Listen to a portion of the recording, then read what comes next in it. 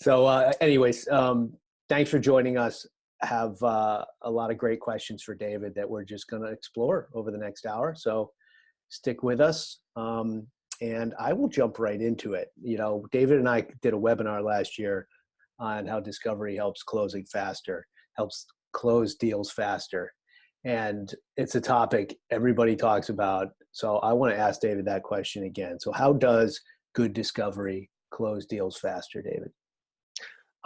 Thanks. First of all, thanks for having me. Really happy to be here. I love doing this kind of stuff in general, and it's always fun to do it with you. So thanks for having me on board. And yeah, I love the leadoff question because discovery is the heart of the sales process. If you kind of think about sales, the whole goal is get into a conversation, get out of the conversation successfully, and what comes in the middle is what you learn, and that's discovery, and that's what's going to make or break it. I think what I see a lot of people doing is thinking about discovery in a very one-dimensional way.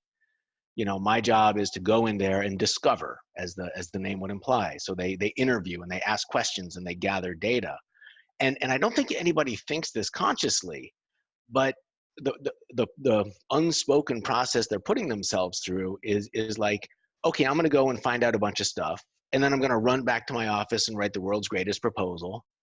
And then I'm going to send it to the guy or the girl or whoever you're sending it to. And then I'm going to wait. And then I'm going to follow up. And then they're not going to have read it. And, like we've all been there. And it's just this churn that never goes anywhere.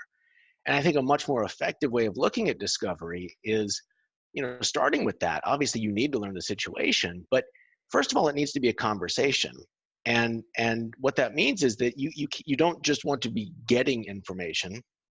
You want to also be sharing information iteratively in the context of the conversation. For example, instead of asking a question, getting an answer, and asking another question, you can ask a question and say something like, wow, that's really interesting. We had a client who had a very similar situation just last month, and they tried the yabba dabba do solution to try to fix that. Is that something you guys have tried before, or does that sound like something that might work for you, or do you know what that is?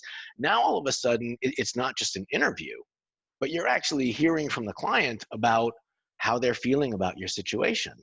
And if they say, yeah, we tried that and it didn't work, well, then don't put it into your proposal. But if you just ran back to the office, you wouldn't know that. And you'd put it in your proposal and it would be a roadblock. Or if they said, no, I don't know very much about that, explain it to me.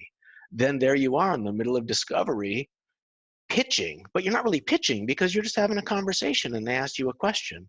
So when you have this kind of an iterative, real conversation, you can actually get to the end of discovery and you've not only learned their situation, but you've also talked about some solutions. And that kind of naturally leads to saying, well, gosh, it looks like we've got a plan. What do you think? And that's a close. Yeah, That was a bit of a long-winded answer, but yeah, I think it's an important topic. I agree too.